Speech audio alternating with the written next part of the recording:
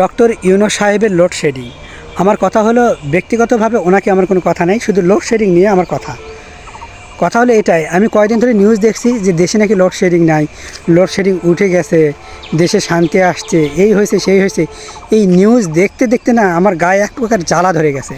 এখন বলবেন হ্যাঁ ভালো দেখছো, মানে ভালো দেখলে তো সহ্য হয় না, এই জন্য গায়ে জ্বালা ধরে। গায়ে জ্বালা এই জন্য ধরেনি, আমার গ্রামে আমি আসি, প্রতিনিয়ত প্রতিদিন কারেন্ট যাচ্ছে। যেই কারেন্টগুলো এখানে কারেন্ট নাই, আর এদিকে মোবাইল খুললে দেখা যায় যে লোডশেডিং দেশে নেই। তাহলে কেমন লাগে যখন দেখি, নিউজে দেখি এক, বাস্তবে আরেক। তখন আপনি ভেবে দেখেছেন যে কেমনটা লাগবে? প্রতিদিন আপনি গ্রামে গ্রামে আসেন, উত্তরবঙ্গের প্রতিটা গ্রামের লোকজন বলবে প্রতিদিন কারেন্ট থাকে না, কারেন্ট চলে যায়। কালকে সারাদিন ছিল না, তার আগের দিন ছিল না, কারেন্ট নাই। মানে কারেন্ট না থাকার কারণে অসহনীয় পর্যায়ে চলে গেছে আমরা। তো তাহলে এই যে মিথ্যা একটা গুজব ছড়ানো লোডশেডিং নেই, আরেকটা কী যেন বলছে, আগে যদি লোডশেডিং হয় ঢাকাতেই হবে, মানে শহরগুলোতে হবে, গ্রামে হবে না।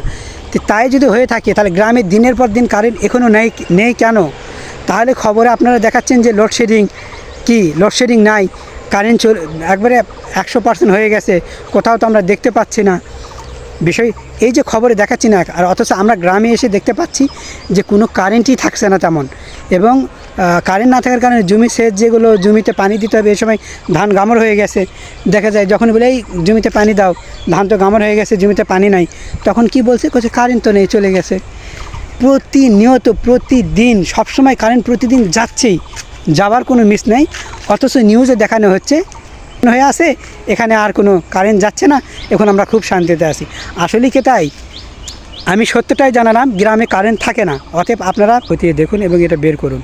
আমার কথা হলো, হ্যাঁ বলতে পারেন যে হ্যাঁ ভারত থেকে বিদ্যুৎ আসছে না, তাই কারেন্ট থাকছে না, বা অন্য কোনো কারেন্ট থাকতে পারে, সেগুলো বলুন যে এটা সমাধান হয়ে গেলে কারেন্ট থাকবে। কিন্তু কারেন্টই থাকছে না, তারপরেও টিভিতে দেখানো হচ্ছে বা মোবাইল খুললেই দেখানো হচ্ছে যে আর কারেন্ট। আরেকটা কথা বলি, না বললেই না, মিথ্যা যেগুলো বাস্তব নয়, এগুলো খবর না রটানোই ভালো। যতটুকু সত্য ততটুকু রটানোই ভালো, বা ততটুকুই বলা। আসলে আমাদের গ্রামে কারেন্ট থাকছে না, আমরা খুব কষ্টে আছি সব সময়। এটা যারা বলে থাকেন যে শহরের আগে, মানে শহরেই কারেন্ট যাবে, গ্রামে যাবে না, যে নিউজটা সে করেছেন, আমি বলবো যে এই নিউজটা দেখে খুশি হলেও বাস্তবে আমি খুশি নই। কারণ শহরেই কারেন্ট আছে, গ্রামেই নাই। আজকে এই যে সকালে আসছি, আসার পর যে কোনো মুহূর্তে দেখবো আর কারেন্ট নাই। কালকে মোবাইলই চালাতে পারি নাই, মোবাইল বন্ধ হয়ে গেছে শুধু কারেন্ট না থাকার কারণে। হ্যাঁ কারেন্ট যাক, সেটা কারেন্ট এমনভাবে যাক যাতে করে কিছুক্ষণের মধ্যে আবার চলে আসে, আবার যাক আসুক। এতে করে কি হবে, কাজ অন্তত একেবারে বন্ধ হয়ে যাবে না, কাজ চলবে। সকলের উদ্দেশ্যে একটা কথা বলি, কোনো দলকে নয়, প্রত্যেককে। আপনারা প্রত্যেকে তো এই দেশেরই মানুষ, সবাই কাঁধে কাঁধ মিলে দেশের জন্য কাজ করুন না। দলকে বিজয় নয়, আমার দেশকে যে বিজয় করবে তাদের পাশে দাঁড়ান। যে দেশের জন্য জীবন দিবে, যে দেশকে সুন্দরভাবে গড়িয়ে দিবে, যে দেশের জন্য সব কিছু করবে, তাদেরকে সাপোর্ট করুন। আসুন এক হয়ে সবাই দেশ গড়ি। কারণ অনেক হয়েছে আমাদের লড়াই, আমরা ক্লান্ত হয়ে গেছি।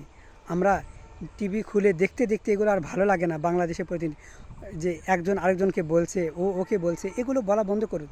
যে দেশের জন্য আসলেই মন থেকে দেশকে ভালোবাসবে, দেশকে এগিয়ে নিয়ে যাবে, আসুন আমরা সবাই তাকে সাপোর্ট করি এবং আমরা সবাই এক হয়ে দেশপ্রেমিক হয়ে যাই, দেশের জন্য জীবন দিতেও প্রস্তুত হয়ে যাই, দেশকে সুন্দর করি।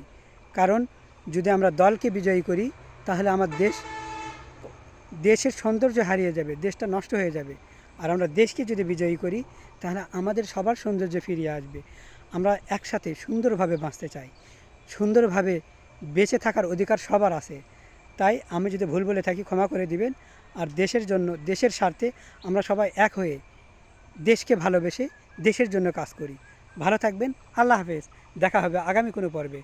এরকম গুরুত্বপূর্ণ তথ্য এবং সত্য জানতে সবার আগে চোখ রাখুন হৃদয় হাসান নিউজে। আল্লাহ হাফেজ।